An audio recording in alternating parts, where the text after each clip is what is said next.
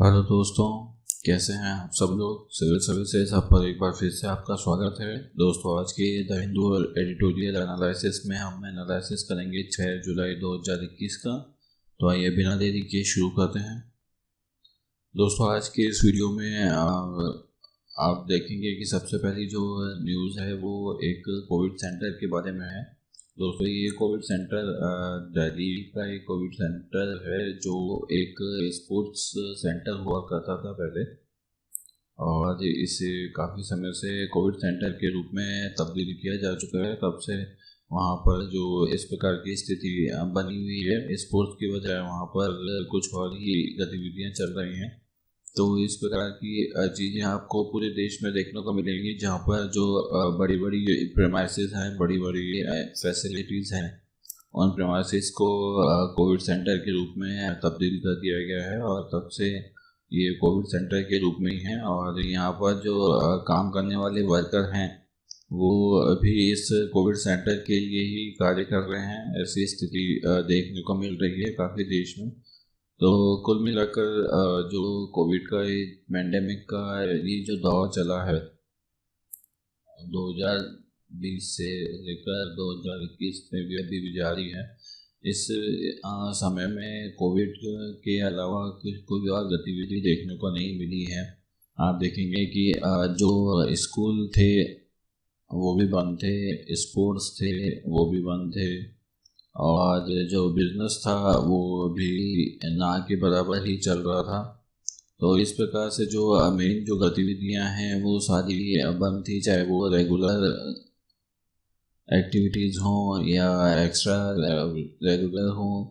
सभी प्रकार की गतिविधियां जो थी बंद थी, और सिर्फ एक कोविड का काम किया जा रहा था। इस प्रकार यह महामारी ने देश की इकोनॉमी को पूरी तरह झकझोर के रख दिया है। तो ऐसी स्थिति में हमें चाहिए कि हम सावधानी बरतें, और जो अभी थर्ड वेव आ रही है उसे इतना बड़े लेवल पर फैलने से रोकें। तो इस प्रकार की स्थिति आपको देखने को मिलेगी। चलिए बढ़ते हैं अपने डाटा एनालिसिस की तरफ। दोस्तों, आपको ध्यान में होगा कि जो हाल ही में उत्तराखंड के सीएम थे तीरथ सिंह रावत, उन्होंने आज दिल्ली में अपना रिजाइन कर दिया है, और वहाँ पर जो है नए सीएम ने शपथ ले ली है। तो इस प्रकार आज का ये डाटा प्रस्तुत किया गया है, जिसमें 20 स्टेट्स के 49 जो चीफ मिनिस्टर हैं उनके टेन्योर के बारे में डाटा दिया गया है, जिन्होंने 120 डेज से कम का जो टेन्योर है वो कंप्लीट किया है एज ए सीएम। दोस्तों, आपको पता होगा कि जो रूल के अकॉर्डिंग अगर कोई एमएलए नहीं होकर भी सीएम के पद की शपथ लेता है या किसी मंत्री के पद की शपथ लेता है, तो उसे 6 महीने के अंदर इलेक्शन के द्वारा एक जो असेंबली है उसका मेंबर होना मैंडेटरी होता है। अगर वो ऐसा नहीं करता है तो जो जिस पद पर उसे दिया जाता है उस पद से उसे हटा दिया जाता है, उस पद के वो लायक नहीं रहता। तो इस प्रकार का कानून बना हुआ है हालांकि जो, और तो इसी प्रकार जो तीरथ सिंह रावत हैं जो उत्तराखंड के सीएम हैं, वो 114 दिन का अपना जो टेन्योर है वो कंप्लीट कर चुके थे, और जो इलेक्शन कमीशन है उसने अभी वहाँ पर जो इलेक्शन करवाने के लिए कोई डेट फिक्स नहीं की है, और उनके द्वारा यह कहा जाता है कि जो 1 ईयर से कम जहाँ पर टेन्योर होता है सरकार का, वहाँ पर इलेक्शन नहीं करवाए जाते हैं। और आपको बता दें कि मार्च 2022 में उत्तराखंड में इलेक्शन होने हैं, तो ऐसी स्थिति में वहाँ पर इलेक्शन होना संभव नहीं है। तो इस प्रकार की बात कही गई थी। इसी के सिलसिले में वहाँ पर जो तीरथ सिंह रावत हैं उन्होंने अपना रेजिग्नेशन पेश किया, और 114 दिन के सीएम रहने के बाद में उन्होंने रिज़ाइन कर दिया, और नए सीएम ने वहाँ पर शपथ ली है। तो इस प्रकार की गतिविधि इस डाटा में दिखाई गई है। तो आप देखेंगे कि जो 20 स्टेट्स हैं उसका डाटा अवेलेबल है। 49 सीएम्स हैं, उन्होंने 120 दिन से कम का टेन्योर कंप्लीट किया है, और 1962 से लेकर 2021 तक का ये डाटा अवेलेबल है। इसके अलावा आप देखेंगे कि गोवा के जो सीएम हैं वहाँ पर 6 सीएम ऐसे हैं जिन्होंने 121 डेज से कम का जो टेन्योर है वो पूरा किया है। इसके अलावा मध्य प्रदेश और हरियाणा में 5 और 4 ऐसे सीएम हैं जिन्होंने 120 डेज का से कम का टेन्योर पूरा किया है। इसके अलावा आप देखेंगे कि जो 2 सीएम हैं, अर्जुन सिंह जो मध्य प्रदेश के सीएम बने थे और हरीश रावत जो उत्तराखंड के सीएम बने थे, उन्होंने सिर्फ 1 दिन का टेन्योर पूरा किया था। इस प्रकार 2 सीएम हैं, इन्होंने एक ही दिन का टेन्योर पूरा किया है as a CM. Harish Rawat इसमें इंक्लूडेड हैं। और इस प्रकार जो माधव सिंह सोलंकी हैं जो गुजरात के सीएम रहे थे, वो 120 डेज के सीएम से कम के सीएम रहे और ऐसा उनके टेन्योर में 3 बार हुआ। और 5 अदर जो स्टेट हैं उसमें इस पोस्ट के लिए सिमिलर ड्यूरेशन जो है वो ट्वाइस बार देखी गई, 2 बार देखी गई है। माधव सिंह सोलंकी गुजरात के सीएम रहे और 120 डेज से जो टेन्योर था वो 3 बार इनका कम रहा। ऐसा 3 बार इनके साथ में हुआ जब ये टेन्योर उन्होंने 120 दिन से कम का किया। इसके अलावा जो और 2 अन्य स्टेट हैं उसमें 2 बार ऐसा हुआ जब एक ही आदमी ने जो 2 बार टेन्योर 120 डेज से कम का पूरा किया। इसके अलावा 7 सीएम जो हैं उनका टेन्योर 10 दिन से कम का था। आप देखेंगे जो 7 सीएम है उनका टेन्योर 120 डेज से कम का था। और 1990 में गोवा और हरियाणा के जो 2 सीएम थे उन्होंने लेस देन 120 डेज का टेन्योर की पूरा किया था। 1990 में एक साथ गोवा और हरियाणा में ऐसा हुआ और उसके बाद जो 1977 में त्रिपुरा में ऐसा देखने को मिला। तो दोस्तों ये कुछ डाटा है जो आज के पेपर में पब्लिश हुआ है। इस डाटा को आप ध्यान में रखिएगा और प्रीलिम्स के पॉइंट ऑफ व्यू से ये डाटा आपके काम का हो सकता है। और इसमें जो लीस्ट वर्किंग या जो मैक्सिमम वर्किंग सीएम का 120 डेज के हिसाब से क्वेश्चन बन सकता है, तो इसे आप ध्यान में रखिएगा और डाटा को मेमोराइज करने की कोशिश कीजिएगा कि 120 डेज से जो कम का डाटा है उसमें किस स्टेट में मैक्सिमम है। गोवा में मैक्सिमम है और अर्जुन सिंह और हरीश रावत एक दिन के सीएम रहे हैं। और जो माधव सिंह सोलंकी गुजरात के हैं वो 3 बार अपना टेन्योर एज ए मुख्यमंत्री 120 डेज से कम कर चुके हैं। तो इस प्रकार ये इस डाटा में यह बात कही गई है। चलिए बढ़ते हैं अगली न्यूज़ की तरफ। दोस्तों इस आर्टिकल में जो बात कही गई है वो ट्रम्प के ऊपर अभी कुछ चार्जेस लगाए गए हैं, उन चार्जेस के बारे में बात की गई है। तो जो ट्रम्प ऑर्गेनाइजेशन है उस ऑर्गेनाइजेशन पर कई जो सीरियस क्राइम हैं उनको लेकर अभी चार्जेस लगाए गए हैं। 15 ऐसे क्राइम हैं जिनको लेकर चार्जेस लगाए गए हैं, जिसमें कि बेईमानी है और टैक्स को लेकर कॉन्स्पिरेसी करना है। इस प्रकार के चार्जेस उन पर लगाए गए हैं। और जो कंपनी के CFO रहते हुए उन्होंने 1.7 मिलियन के जो चेक थे वो इस तरीके से काटे थे कि वो जो टैक्स डिडक्शन के लिए या टैक्स की चोरी करने के लिए जो भी वर्किंग थे उसके लिए काम में लिए गए थे। इस प्रकार की बात जो डिस्ट्रिक्ट अटॉर्नी है उनके सामने कही गई है। और इन्वेस्टिगेशन में ऐसा फर्स्ट हैंड में ऐसा पता लगा है, हालांकि जो ट्रम्प हैं उनके ऊपर डायरेक्ट चार्ज कोई भी नहीं लगाया गया है, लेकिन जो उनके ऑर्गेनाइजेशन है उनके ऊपर ये सारे चार्ज लगाए गए हैं। और एज ए CFO जो भी उस पद पे थे और एज ए CEO जो उस पद पे मिस्टर ट्रम्प थे और उनके ऊपर चार्ज लगाए गए हैं। तो इस प्रकार की बात इसमें कही गई है। और साथ ये कहा गया है कि जिस प्रकार अभी जो पॉलिटिकल ड्रामा ट्रम्प के द्वारा चलाया गया है इलेक्शन हारने के बाद में, और उसके बाद में जो अब पॉलिटिकल जो प्रॉब्लम हुई है, ये जो बिजनेस से रिलेटेड उनको प्रॉब्लम हुई है, वो उन्होंने जो डेमोक्रेट्स हैं, लेफ्ट डेमोक्रेट्स हैं, उनके द्वारा एक साजिश बताई है। तो इस प्रकार की कार्रवाई देखने को मिली है। और 2024 के जो प्रेसिडेंट इलेक्शन होंगे उसमें इनके द्वारा जो पार्टिसिपेट की जाने की बात की जा रही है उस पर भी इसमें प्रॉब्लम हो सकती है।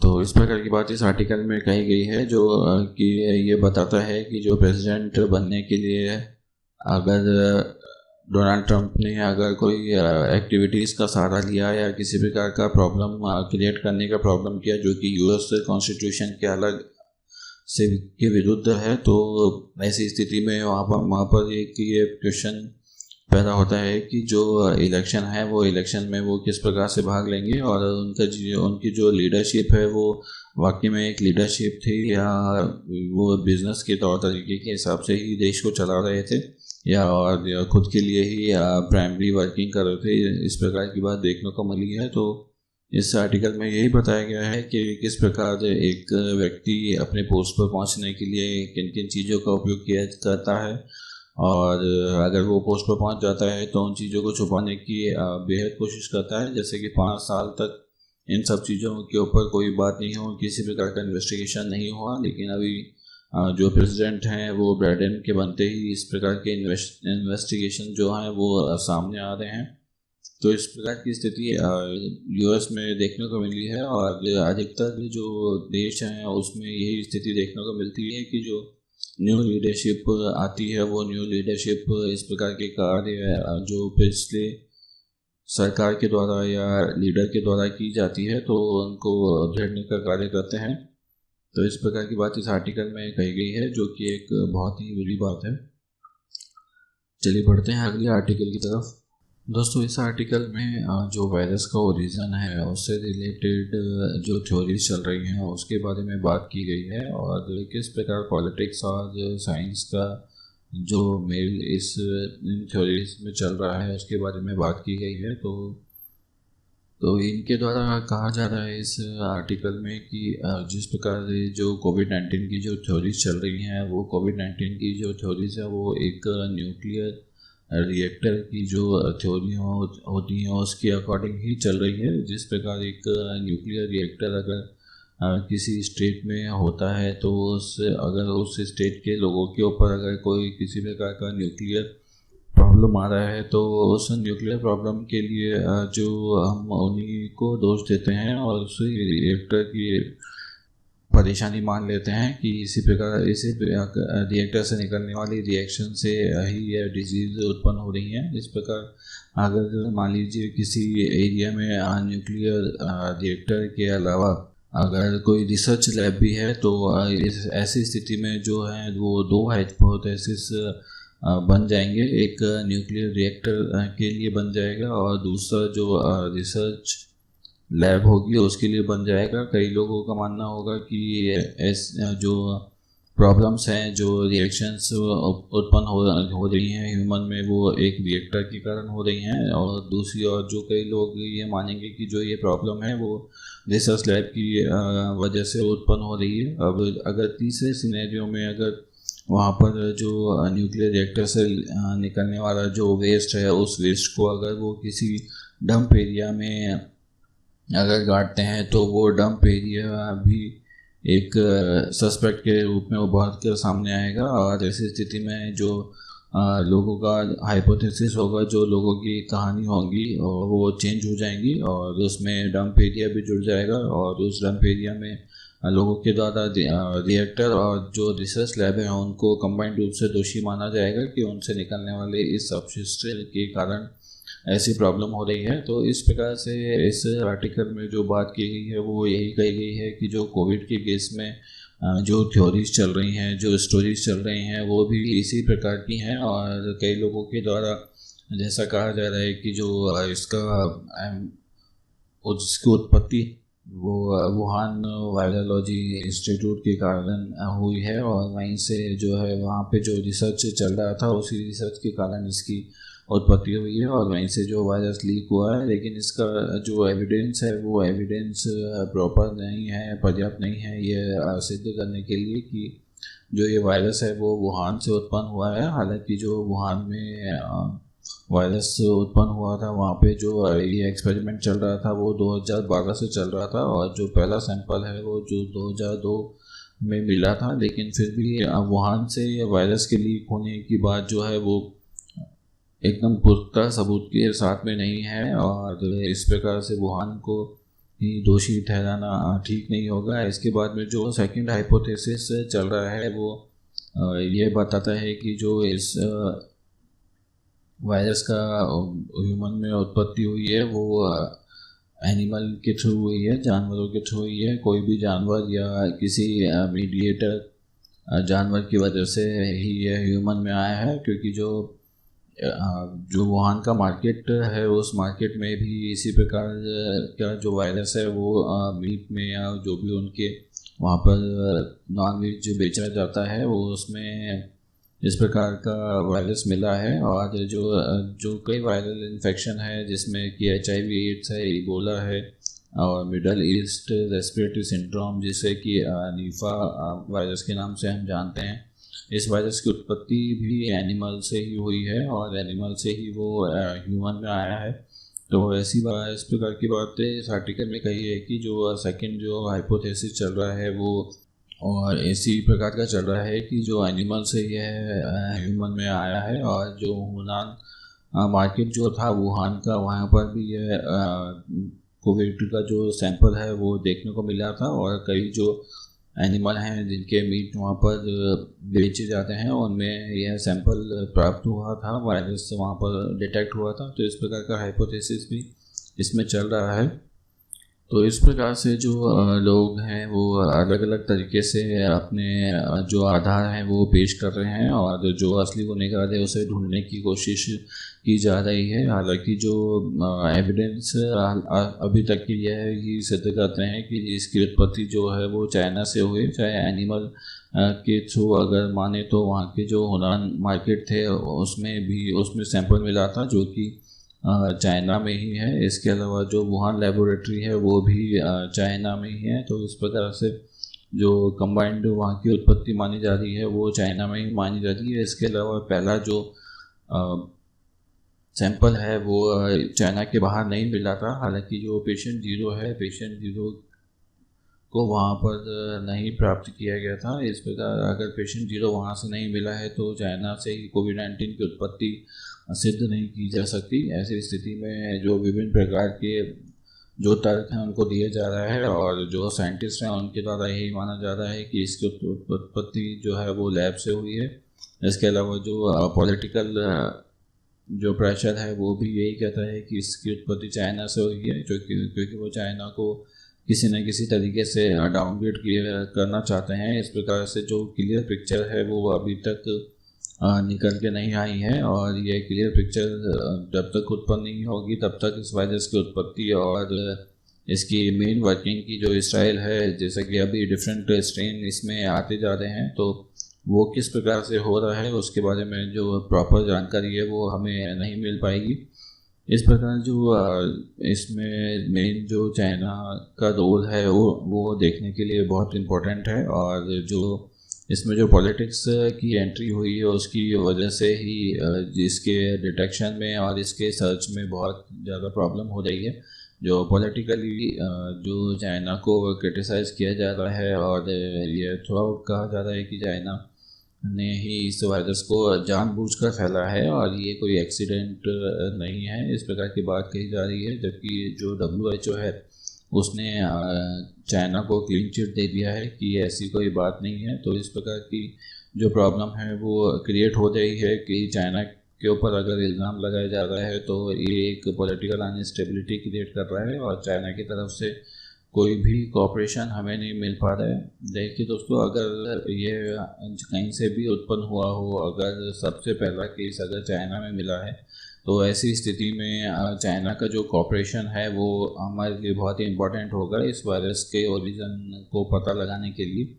और हमें चाहिए कि चाइना से कोऑपरेशन प्राप्त करके पॉलिटिकली और साइंटिफिकली ये कोऑपरेशन प्राप्त करके वहाँ के लोगों के साथ में कार्य किया जाए और जो वहाँ के जो सैम्पलिंग है वहाँ पर जो मार्केट था उसकी सैम्पलिंग की जाए, लैब की वापस से सैम्पलिंग की जाए। तो इस प्रकार से जो सैंपल है वो सैंपल में डिफरेंट जो एंटीबॉडीज़ हैं उनका पता लगाकर जो वायरस की उत्पत्ति का पता लगाया जा सकता है। साथ ही जो वहाँ पे ब्लड बैंक्स हैं उनमें भी अगर वर्ष 2019 में जैसा कि सैंपल पहला प्राप्त हुआ था कोविड का, तो ब्लड बैंक में भी 2019 से ही अगर सैम्पलिंग की जाए ब्लड्स की और उसमें एंटीबॉडी को चेक किया जाए तो इस प्रकार से कोविड की जो उत्पत्ति है उसके बारे में पता लगाया जा सकता है। तो कुल मिलाकर चाइना का कॉपरेशन इसके लिए बहुत इम्पॉर्टेंट है, जिसके लिए पॉलिटिकली चाइना को इस चीज़ के लिए राज़ी करना बहुत ही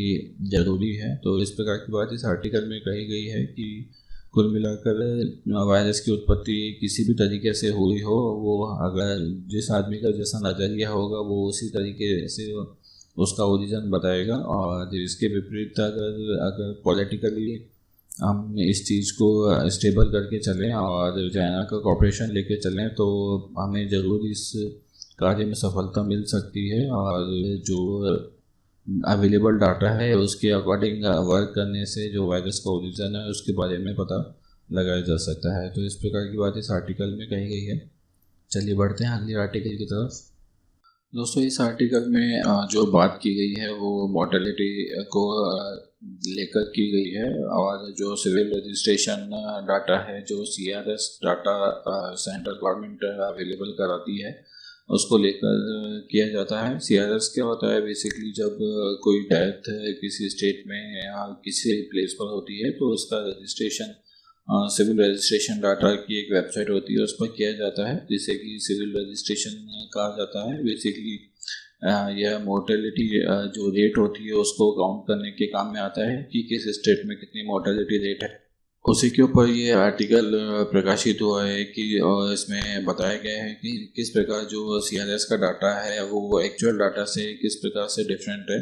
और ये डिफरेंट डाटा होने की वजह से जो प्रोसेस है वो काफ़ी डिफरेंट तरीके से चलाया गया है और डिफरेंट तरीके से आगे प्रोसीड किया गया है। आप देखेंगे कि जो तो इस प्रकार से आप देखेंगे कि जो मॉडल एस्टिमेशन था वो काफ़ी कम था और जो एक्चुअल डाटा प्रेजेंट किया गया है वो भी काफ़ी कम है।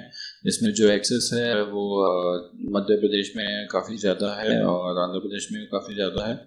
केरला में थोड़ा कम है लेकिन एक्सेस है डाटा से। और जो डेथ का टोल बताया गया है वो भी जिसे एक्चुअल नहीं माना जाता है, जबकि बिहार में सिर्फ 51% जो डेथ था उनका रजिस्ट्रेशन किया गया था। इस प्रकार से जो CRS डाटा है उसकी जो वैलिडिटी है, ऑथेंटिसिटी है, उस पर सवालिया निशान उठाया गया है। और जो डाटा है उसको एक्चुअल रिप्रेजेंटेशन नहीं कर जो अलग अलग टाइप से जो डाटा है उसको प्रेजेंट किया गया है। इसके जो दो कारण इस आर्टिकल में बताए गए हैं। पहला जो इस मिसमैच का जो कारण है वो बताया गया है कि जो लेस रजिस्ट्रेशन हुआ था उस रजिस्ट्रेशन की वजह से जो डाटा है वो हमें एक्चुअल प्राप्त नहीं हुआ। और लेस रजिस्ट्रेशन की वजह से हमें जो प्रॉब्लम हुई वो देखने को मिली कि कोविड-19 के जो एक्चुअल केस थे उनको नहीं हम काउंट कर पाए। इसके अलावा कई जगह पे जो हाई कोर्ट ने और सुप्रीम कोर्ट ने अपना दखल दिया और दखल देने के बाद में स्टेट को डायरेक्शन दिया। तो आपने देखा था कि किस प्रकार जो बिहार था वहाँ पर 70% से भी ज़्यादा जो रजिस्ट्रेशन में उछाल देखने को मिला था। तो इस प्रकार की स्थिति सामने आई थी। जो लेस रजिस्ट्रेशन था वो भी इस प्रकार की स्थिति को पैदा करने में शामिल था। और उस लेस रजिस्ट्रेशन की वजह से ही जो डाटा था वो प्रॉपर अवेलेबल नहीं हो पाया। दूसरी ओर जो सेकंड कॉज इसका बताया जाता है वो लेस के बाद में जो मोर रजिस्ट्रेशन था उसको बताया जा रहा है। इस मोर रजिस्ट्रेशन में प्रॉब्लम इस प्रकार से क्रिएट हुआ कि जब सुप्रीम कोर्ट ने और हाई कोर्ट ने जब बीच में इंटरवेन किया और दखल दिया स्टेट्स के रजिस्ट्रेशन के प्रोसेस में, तो जो रजिस्ट्रेशन का प्रोसेस था उसे हर जो एवरी डेथ थी उस डेथ को कोविड-19 के रजिस्ट्रेशन में मान लिया गया, जो भी रजिस्ट्रेशन CRS के डाटा पर हुआ। तो इस प्रकार के प्रोसेस से जो डाटा था वो वापस से मैनिपुलेट हो गया। और इस प्रकार के प्रोसेस में जब लेस रजिस्ट्रेशन हो रहा था तो भी डाटा गलत आया और जो मोर रजिस्ट्रेशन हो रहे थे उसमें भी डाटा गलत आया है। इस डाटा में जो कोविड-19 के थ्रू जो डेथ हो रही थी उसका बाइफर्केशन नहीं किया गया। तो इस प्रकार से जो रजिस्ट्रेशन था उस रजिस्ट्रेशन को एक क्लियर हैंड पे ना लेके, एक टूल की जैसे काम में ना लेके सिर्फ एक प्रोसेस की जैसे चलाया गया, और इसी कारण जो यह स्थिति हमें देखने को मिली।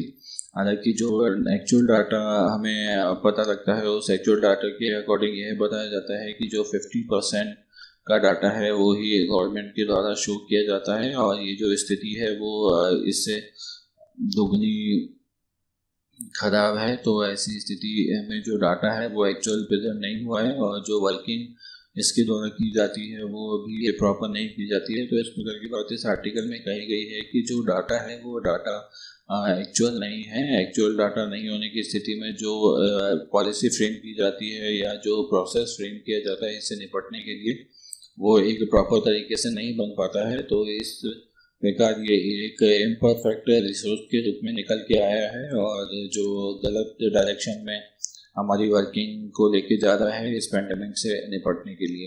तो इस प्रकार इस डाटा को हमें सुधारना होगा, और जो सिविल रजिस्ट्रेशन का एक ही सिस्टम है उसे कंटिन्यू रखना होगा प्रॉपर तरीके से। प्रॉपर इसमें डिवाइडेशन करके, जो सुप्रीम कोर्ट ने भी आपने देखा होगा कि जो डेथ सर्टिफिकेट है उनके रजिस्ट्रेशन के लिए एक क्लियर गाइडलाइन जारी करने की बात कही गई है, और जो कोविड की जो डेथ हैं उन्हें ही कोविड में रजिस्ट्रेशन करने को कहा है, जिससे कि एक्चुअल डाटा कोविड का हमें प्राप्त हो सके। इस प्रकार की बात इस आर्टिकल में कही गई है। और साथ ही इसमें जो मोर्टेलिटी वर्ड का यूज़ किया गया है उसका मतलब जो number of death one period में या वन प्लेस पे जो होती है उसको मोर्टेलिटी के नाम से जाना जाता है। तो इस प्रकार से जो रजिस्ट्रेशन में एरर हैं उनको लेकर इस आर्टिकल में बात की गई है। चलिए बढ़ते हैं अगले आर्टिकल की तरफ। दोस्तों, इस आर्टिकल में जो बात कही गई है वो इंडिया के ओवरसीज डेवलपमेंट के बारे में कही गई है, और इसमें अफ्रीका को लेकर कुछ बात कही गई है कि जो इंडिया और अफ्रीका का जो कॉपरेशन है वो एग्रीकल्चर के फील्ड में डेवलप हो सकता है। और चाइना इस सेक्टर में पहले ही काफ़ी आगे बढ़ चुका है, और अगर चाइना से अगर हम कंपैरिजन करना चाहें तो उसकी तुलना में हम अभी बहुत पीछे हैं, ऐसी बात इस आर्टिकल में कही गई है। और इस आर्टिकल में बताया गया है कि जो एग्रीकल्चर का डेवलपमेंट है वो चाइना पहले ही अफ्रीका के साथ में कर चुका है, और काफ़ी सारे जो डेवलपमेंट पार्क्स हैं वो वहाँ पे बनाए जा चुके हैं चाइना के द्वारा, और बहुत सारा इंफ्रास्ट्रक्चर का जो इन्वेस्टमेंट है वो भी चाइना के द्वारा वहाँ पर किया जाता है। तो इस प्रकार की जो डेवलपमेंट पॉलिसीज़ हैं इसमें अफ्रीका के द्वारा जो चाइना ओनली पॉलिसी चलाई जाती है उसके कारण भी जो चाइना का जो डेवलपमेंट है वो इस अफ्रीका में देखने को मिल रहा है, और चाइना अपना ओवरसीज जो डेवलपमेंट है उसमें ग्रो कर रहा है पहले से ही। तो इस प्रकार इंडिया अभी जो चाइना साउथ अफ्रीका के साथ में जो फ्री ट्रेड एग्रीमेंट है उसके तहत जो चीज़ें अवेलेबल हैं उनको अमल में लाकर इस कार्य को कर सकता है, और चाइना के बराबरी में अफ्रीका के साथ में जो अपने जो संबंध हैं वो चाहे वो ट्रेड से रिलेटेड हो या डेवलपमेंट से रिलेटेड हो, उन गोल्स को वो हासिल कर सकता है। और इस प्रकार अफ्रीका पहले से भी जो अवेलेबिलिटी वहाँ पर है वो इंडियंस की काफ़ी है, इंडियंस काफ़ी बिजनेसमैन वहाँ पर अवेलेबल हैं, वो इस चीज़ में हेल्प कर सकते हैं, और जो चाइना की प्रेजेंस है उसे कम करने की कोशिश वहाँ पे की जा सकती है, और इंडिया की जो पॉलिसी है वो वहाँ पर बढ़ाई जाने की कोशिश की जा सकती है। ऐसी बात इस आर्टिकल में बताई गई है, और कहा गया है कि जो हर जगह जिस प्रकार आप देखेंगे कि जो चाइना है उस चाइना का जो डेवलपमेंट रहता है वो इस प्रकार की कंट्रीज़ में ज़्यादा रहता है, जहाँ पर जो डेवलपमेंट के जो रिसोर्स अवेलेबल होता है लेकिन उनको यूज़ करने में वो जो कंट्री होती है वो कैपेबल नहीं होती है। तो इस प्रकार से चाइना वहाँ पर फंड उपलब्ध कराकर या बिजनेस डेवलपमेंट एस्टेब्लिशमेंट करके वहाँ की वो ऐसी प्रॉब्लम क्रिएट होने से बचा देता है उस देश को। तो इसीलिए जो डेवलपमेंट है वो चाइना का बहुत आसानी से अदर कंट्रीज़ में हो जाता है, और ऐसा ही उसने साउथ अफ्रीका में किया है, और वहाँ पर जो एग्रीकल्चर का डेवलपमेंट है उसने वहाँ पे भी स्टार्ट कर दिया है, और 20 उसने जो एग्रीकल्चर के ऐसे पार्क अभी डेवलप किए हैं जहाँ पर रिसर्च का कार्य चल रहा है, और जो न्यू वैरायटीज़ होती हैं क्रॉप्स की, उनका जेनेटिक मॉडिफिकेशन कर कर इस प्रकार का कार्य उनके द्वारा वहाँ पे किया जा रहा है। जो इंडिया है वो भी इस प्रकार की चीज़ों को अपना कर चाइना में अपना एस्टेब्लिशमेंट तैयार कर सकता है, जो कि चाइना में पहले से अफ्रीका में पहले से ही जो भारतीय अवेलेबल हैं, और उनके पास में लगभग अगर एक डाटा के अनुसार देखा जाए तो 6 लाख हेक्टेयर की भूमि वहाँ पर अवेलेबल है इंडियंस के पास में, जो एग्रीकल्चर का काम करने के लिए बहुत ही सफिशेंट है, काफ़ी है। तो इस प्रकार की जो अपॉर्चुनिटी है वो अफ्रीका में देखी जा सकती है, और एक इकोसिस्टम तैयार किया जा सकता है जिसमें कि ट्रेड का भी कॉम्बिनेशन हो, और पॉलिटिकली जो हमारे रिलेशन है वो भी साउंड बने रहें। तो इस प्रकार की बात इस आर्टिकल में कही गई है कि चाइना से अगर इंडिया की बराबरी करनी है तो उसे हर फील्ड में ही आगे बढ़ना होगा, और इस प्रकार से ही चाइना की पॉलिसीज़ को अपनाकर इन छोटे जो देश हैं जिनके पास में रिसोर्स अवेलेबल नहीं है, हालांकि साउथ अफ्रीका के पास में जो नेचुरल रिसोर्स हैं वो काफ़ी अवेलेबल हैं, लेकिन उन्हें कन्वर्ट करने के लिए चाइना के साउथ अफ्रीका के पास में जो अवेलेबिलिटी है अन्य रिसोर्स की वो नहीं है। तो इससे उस अवेलेबिलिटी को पूरा कर ही हम जो साउथ अफ्रीका से अपना रिलेशन बढ़ा सकते हैं। जैसे कि आप जानते हैं कि जो केरला है, केरला में काफ़ी सारे कैशू नट्स की ज़रूरत होती है, लगभग 8 लाख कैशू नट्स वहाँ पर ज़रूरत होती है। तो जिसमें जो केरला में जो अवेलेबिलिटी है वो 0.84 ही है।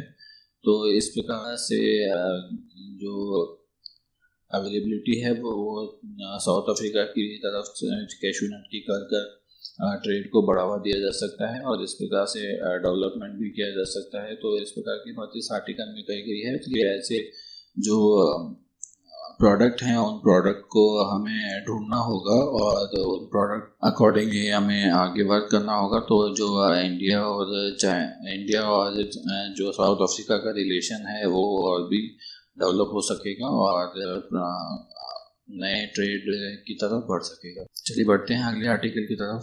दोस्तों, इस आर्टिकल में जो बात की गई है वो ऑल इंडिया जुडिशियल सर्विस को लेकर की गई है, और किस प्रकार उसकी फिजिबिलिटी बनती है उस प्रकार की बात इस आर्टिकल में कही गई। दोस्तों, जो हमारे देश में जो ऑल इंडिया सर्विसेज होती हैं वो आपको पता होंगी कि 3 टाइप की हैं, जिसमें इंडियन एडमिनिस्ट्रेटिव सर्विसेज आती हैं, इंडियन पुलिस सर्विसेज आती हैं, और इंडियन फॉरेस्ट सर्विसेज आती हैं। तो इस प्रकार 3 जो हैं वो ऑल इंडिया सर्विस हैं हमारे देश में प्रेजेंट में। जो ऑल इंडिया जुडिशियल सर्विस को भी ऑल इंडिया सर्विस में शामिल करने की बात कही जा रही है, और इसे भी ऑल इंडिया सर्विसेज में जो स्थान देने की बात बहुत दिनों से कई वर्षों से करी जा रही है। उसी को लेकर इस आर्टिकल में बात कही गई है कि जो जुडिशियल सर्विसेज है उसमें जुडिशरी का अपॉइंटमेंट ऑल इंडिया लेवल पर किया जाना चाहिए। उसको लेकर तर्क दिया गया है कि इससे जो एक फेडरल स्ट्रक्चर है उसको बढ़ावा मिलेगा। लेकिन दूसरी ओर यह बात भी देखने योग्य है कि जो जिस प्रकार से ऑल इंडिया जुडिशियल सर्विस में ये बात की गई है कि डिस्ट्रिक्ट जज से जो डीजे से जो नीचे की पोस्ट है उसमें इस प्रकार की वैकेंसी ऑल इंडिया सर्विसेज से नहीं भरी जाएंगी, जिसमें कि सब ऑर्डिनेट पोस्ट आती हैं, सब ऑर्डिनेट कोर्स आती हैं। उसमें जो वैकेंसीज़ हैं वो स्टेट के द्वारा ही फिल की जाएंगी, जिसमें कि सबसे ज़्यादा अभी वैकेंसीज अवेलेबल हैं। इसके अलावा जो एक बहुत बड़ा रेशियो लगभग 60% के समथिंग जो है सब ऑर्डिनेट कोर्ट्स के द्वारा ही डिस्ट्रिक्ट जज का भरा जाता है, और जो 40% है वो डायरेक्ट रिक्रूटमेंट के लिए बढ़ता है। और ये रिक्रूटमेंट जो होती हैं वो कॉन्स्टिट्यूशनली गवर्नर के द्वारा की जाती हैं, और गवर्नर के द्वारा हाई कोर्ट का कंसल्टेशन जो कंसर्न स्टेट होता है उसके द्वारा की कंसल्टेशन के द्वारा की जाती है। तो इस प्रकार से जो ऑल इंडिया सर्विसेज के डेवलपमेंट में जो प्रॉब्लम्स हैं वो काफ़ी देखने को मिलती हैं। इसके अलावा जो कॉन्स्टिट्यूशनल एस्पेक्ट है वो भी इसमें एक प्रॉब्लम है जो कि यह कहता है कि जिसमें आर्टिकल 223 का जो क्लॉज 1 है उसके अकॉर्डिंग जो डिस्ट्रिक्ट जज हैं वो गवर्नर की पावर से बनाए जाते हैं, जिसमें कि हाई कोर्ट रेस्पेक्टिव जो स्टेट होता है उसका भी कंसल्टेशन रहता है। इसके अलावा जो 42nd जो अमेंडमेंट किया गया था उसमें ये कहा गया था कि जो सरकार है वो ऑल इंडिया सर्विसेज क्रिएट कर सकती हैं जुडिशरी को लेकर, और इसी के द्वारा जो सबऑर्डिनेट कोर्ट्स हैं उनका भी डेवलपमेंट किया जाता है। उसमें भी जो सेंटर है वो all India judiciary services create करके अपनी रिक्रूटमेंट फिल कर सकती है। ऐसी बात है इस आर्टिकल में कही गई है। लेकिन जैसा कि ऑल इंडिया जो सर्विसेज होती हैं उसमें ऑल इंडिया सर्विसेज के बाद में जो एक लेवल होता है उस लेवल के बाद में ही जो सर्विस का रिक्रूटमेंट है वो किया जाता है, और प्रमोशन भी इसी के हिसाब से किया जाता है। जैसे कि आप आईएएस में अगर देखेंगे तो एसडीएम के पोस्ट पर उन्हें सबसे पहली पोस्टिंग मिलती है। इसके अलावा जो उनके प्रमोशन होते हैं फिर वो कलेक्टर लेवल पे या अन्य लेवल पर किए जाते हैं। तो इस प्रकार से जो स्टेट की सर्विस होती है उस स्टेट की सर्विस में भी पहली पोस्टिंग जो होती है वो पीसीएस में आप देखेंगे तो एसडीएम का ही या एसडीओ का ही दिया जाता है। लेकिन इसके बाद में जो प्रमोशन होता है वो कलेक्टर से या आईएएस से लो लेवल का होता है। इस प्रकार से ये डेवलपमेंट किया जाता है। तो इस प्रकार से जो ऑल इंडिया जुडिशियल सर्विस है उसमें भी इसी प्रकार की कार्रवाई की जा सकती है। सबऑर्डिनेट कोर्ट्स को या उससे निचली अदालतों को छोड़कर जो डीजे से नीचे की लेवल के हैं ऑल इंडिया सर्विसेज में शामिल किया जा सकता है। लेकिन ऑल इंडिया जुडिशियल सर्विसेज में जो मेन प्रॉब्लम है वो लैंग्वेज का भी आता है। इसमें जो लैंग्वेज है वो उसका लोकल लैंग्वेज में ही इसको चलाया जाता है कोर्स को, क्योंकि इसमें जो गुनाह है या कोई भी और चीज़ है उसमें लोकल लैंग्वेज बहुत ही ज़्यादा इन्वॉल्वमेंट रहती है, जिसमें कि अगर कोई गवाह है या कोई और चीज़ है इस पर उसे प्रेजेंट करने के लिए लोकल लैंग्वेज का नॉन अगर वो ऑफिसर है या जज है तो उससे बहुत बेनिफिट मिलता है बजाय किसी और लैंग्वेज के लिए। तो इसलिए एक फेडरल स्ट्रक्चर इस ऑल इंडिया जुडिशियल सर्विस में डेवलप कर पाना थोड़ा मुश्किल है। इसके अलावा जो कॉन्स्टिट्यूशनल प्रॉब्लम है उसमें भी देखा जाता है कि जो जुडिशरी है उस जुडिशरी में ऑल इंडिया सर्विसेज लागू करने के लिए जो स्टेट्स हैं वो भी काफ़ी 11 स्टेट्स हैं जिन्होंने अभी तक जवाब नहीं दिया है, और 5 स्टेट हैं जो इसके लिए राजी हैं, और काफ़ी स्टेट हैं जो इसमें करेक्शन चाहते हैं। तो इस प्रकार की बात जुडिशरी में देखने को मिलती है। और इसके अलावा जुडिशरी जो इटसेल्फ है वो भी इस चीज़ को नहीं चाहती है कि जो all India judicial service create करके और जो सेंट्रल गवर्नमेंट है वो जुडिशरी को भी अपने काबू में ले ले, जिससे कि जो पोस्टिंग और अन्य जो चीज़ें हैं उसमें बेनिफिट की चीज़ जो है वो उत्पन्न हो जाए। ऐसी बात इस आर्टिकल में कही गई है। तो कुल मिलाकर जो ऑल इंडिया जुडिशरी सर्विस है उसको अमल में लाया जाना आवश्यक है, और इस प्रकार का जो कार्य है वो किया जा सकता है। लेकिन इसमें थोड़े से चेंजेस की आवश्यकता है, और जो चेंजेस हैं वो जो स्टेट है वो अपने लेवल पे भी कर सकते हैं, और जो सेंटर है वो जुडिशरी सर्विस को लागू करने से पहले भी कर सकता है। तो इस प्रकार की बात इस आर्टिकल में कही गई है। तो दोस्तों आज के द हिंदू एडिटोरियल एनालिसिस में सिर्फ इतना ही। आपको ये वीडियो कैसा लगा हमें कमेंट बॉक्स में ज़रूर बताइएगा। अगर आपको ये वीडियो अच्छा लगा तो वीडियो को लाइक ज़रूर कीजिएगा। अगर अच्छा नहीं लगा हो तो इसे डिसलाइक भी कीजिएगा। साथ ही हमें जो कारण है वो कमेंट बॉक्स में बताइएगा। इसे शेयर और सब्सक्राइब भी कीजिएगा। साथ ही हमें फेसबुक, ट्विटर और इंस्टाग्राम पे भी फॉलो कीजिएगा। आज के लिए बस इतना ही। कल आपसे फिर मुलाकात होगी। तब तक के लिए अपना और अपनों का ख्याल रखिए। जय Hind and thanks for watching.